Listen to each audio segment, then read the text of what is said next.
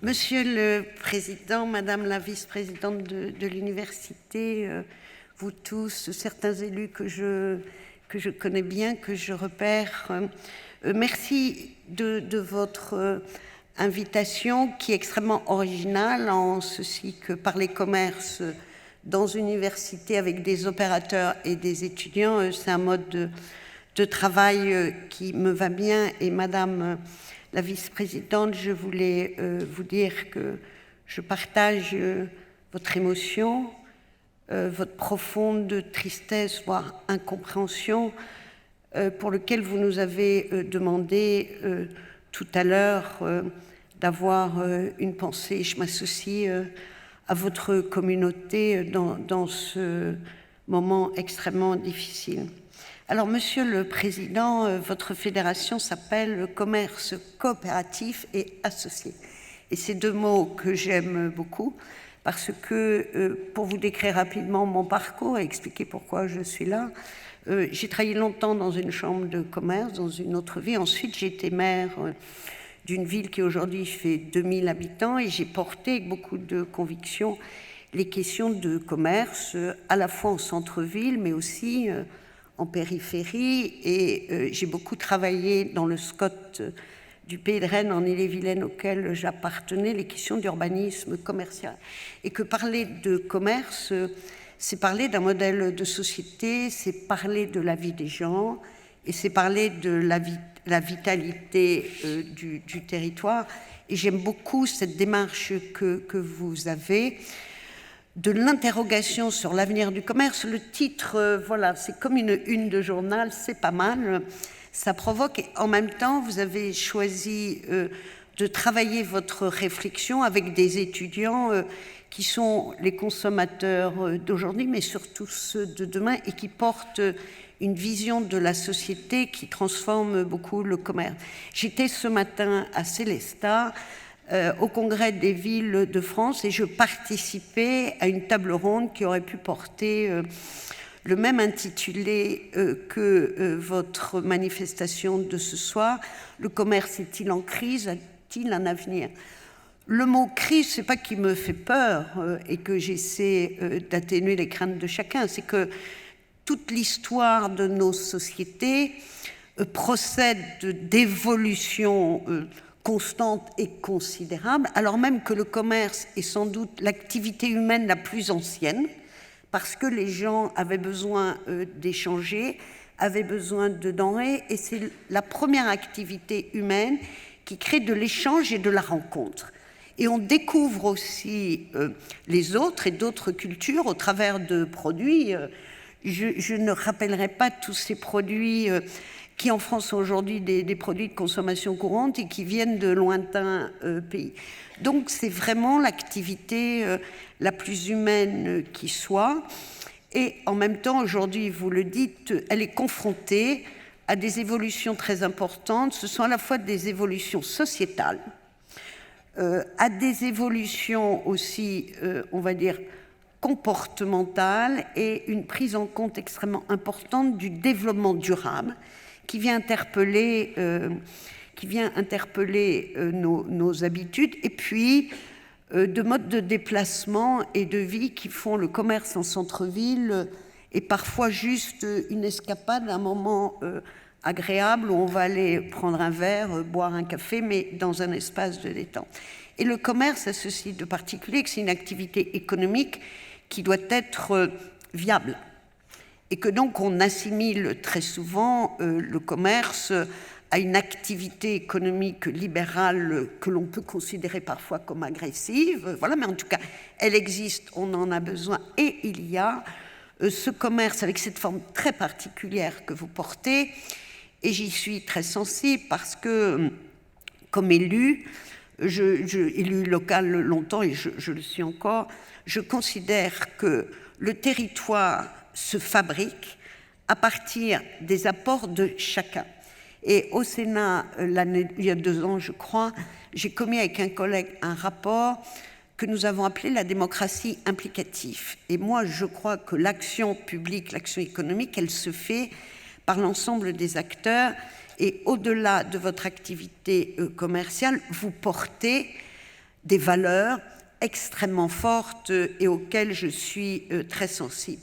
Vous avez cité les chiffres qui font que votre activité est une activité très structurante, une activité économique à part entière, puisque vous avez rappelé 52 000 points de vente, 600 000 salariés, un chiffre d'affaires de 20 milliards d'euros. Donc vous êtes un commerce... Non, j'ai dit des bêtises. 200, qu'est-ce que j'ai dit? C'est ça? J'ai pas dit ça? Excusez-moi, j'ai mal lu. Mais ça me rassure, vous êtes très attentif, ça me plaît beaucoup. Mais je comprends et mes félicitations ne peuvent être qu'à la hauteur. Et donc, au-delà de ces valeurs, vous êtes un aménageur du territoire, puisque, vous l'avez dit, vous avez une emprise territoriale qui est assez unique et assez remarquable. Et donc, dans un contexte économique qui secoue profondément le commerce, on l'a vu, la crise sanitaire, l'inflation, des tensions sur les chaînes d'approvisionnement et d'inflation, vous avez démontré une capacité de résilience assez remarquable, puisque aujourd'hui vous avez cette puissance et que vous êtes en interrogation sur la manière de vous adapter à cette forme de commerce qui est attendue demain. Et il y a quelque chose auquel je tiens beaucoup, et je crois que votre force vitale, votre énergie est aussi due à l'indépendance qui vous caractérise, puisque vous êtes des entrepreneurs indépendants, mais vous savez faire ensemble. Et chacun connaît cette phrase célèbre, « Ensemble, on va plus loin », et donc je crois que votre force de frappe est particulièrement remarquable.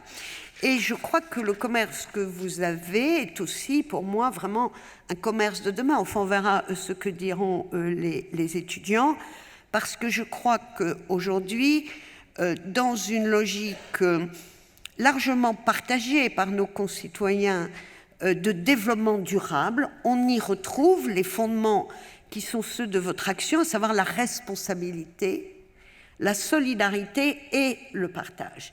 Et je crois que votre approche et votre philosophie sont d'une grande modernité, puisque vous montrez que la performance économique est non seulement compatible avec la responsabilité sociale, mais que ces deux éléments se renforcent mutuellement et se fertilisent.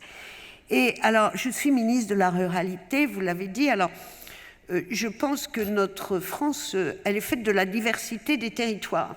Il y a les villes, il y a la campagne, il y a la montagne, voilà. Mais que la ruralité, pour laquelle on a parfois un petit, comment dire, pas ici, mais on a parfois un petit ton condescendant, en disant les ruraux, il faut qu'on parle d'eux, il faut qu'il y ait un ministère, parce que comme ça, voilà, ils vont se sentir bien.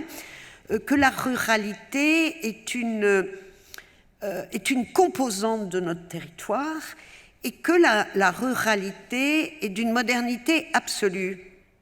Parce que je pense que dans cette logique de développement durable, il ne peut pas y avoir de ville sans ruralité, puisque les ressources de la ville, pour permettre à la ville de se développer, de grandir et d'exister, la campagne, la ruralité apporte toutes ces ressources, d'abord l'alimentation, mais aussi les ressources en énergie et les ressources en eau.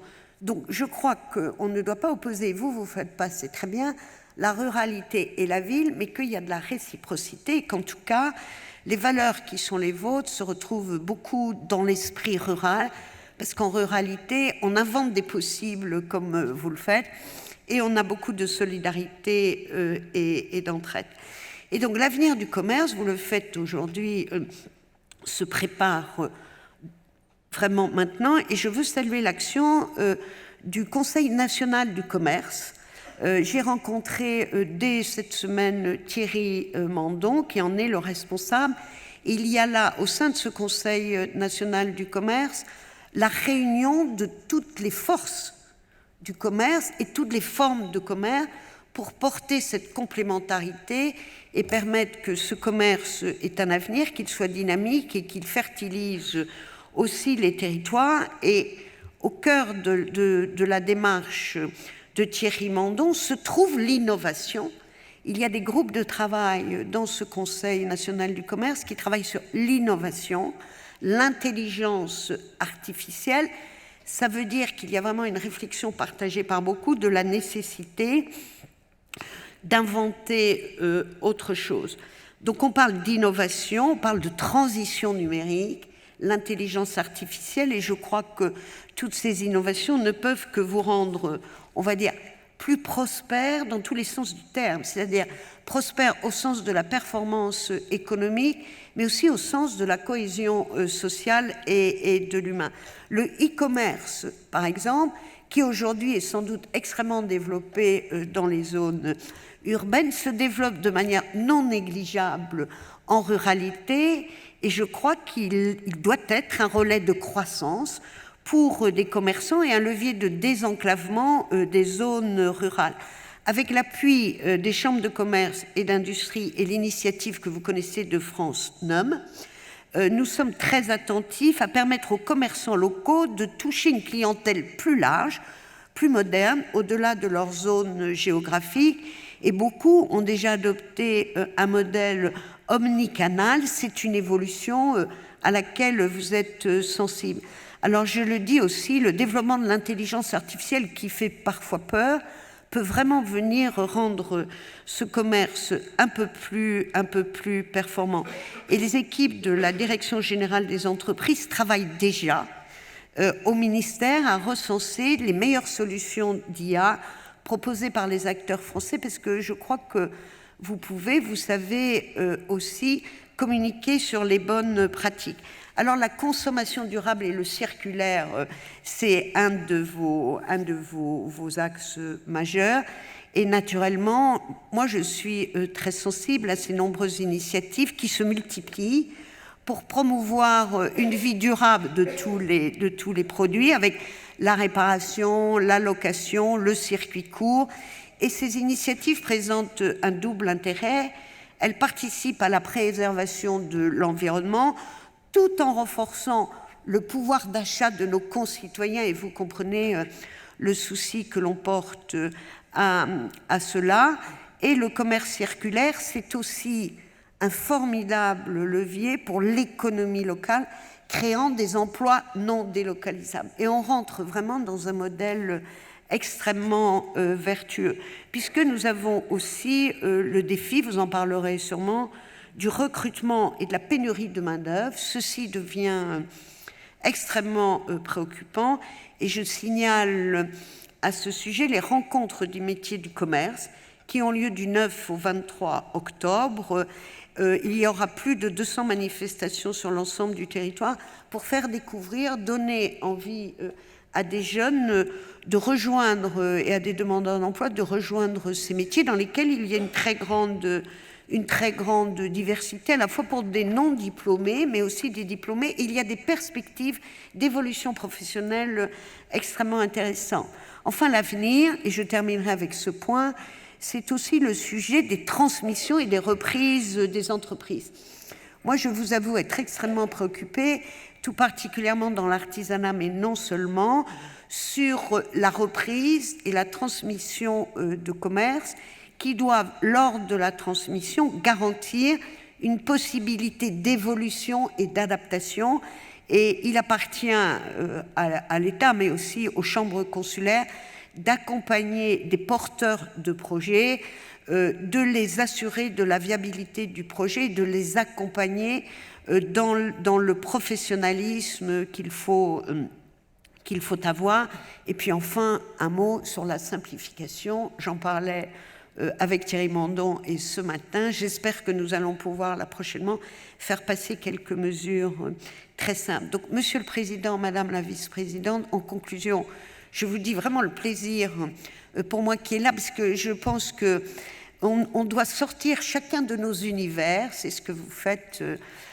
Moi, je suis rentrée avec beaucoup d'humilité au ministère. J'en sors bien volontiers parce que je crois que nous devons être à l'écoute des besoins, à l'écoute des solutions que les uns et les autres ont, et que moi, mon rôle n'est pas de créer une promesse du commerce. Moi, je ne suis pas porteur de l'entreprise, mais que je serai extrêmement attentif à ce que nous puissions, les pouvoirs publics, puissent être à l'écoute et vous permettre de réunir les conditions qui favoriseront votre prospérité. Et encore une fois, votre prospérité, c'est celle de l'économie, c'est celle des hommes et des femmes, et c'est celle des territoires. Et c'est, je crois, le sujet qui nous rassemble, parce qu'au travers de ce que vous faites, vous servez aussi la cause de la cohésion des territoires et de la reconnaissance et du respect dû à chacun. Et vraiment, Madame la vice-présidente, je suis extrêmement contente d'être là et que vous travaillez sur ces sujets. Alors, je ne pourrais pas rester jusqu'à la fin du tribunal, non pas que je craigne la sentence. Je suivrai de près les choses. Merci beaucoup de cette initiative et de sa forme. Je vous remercie.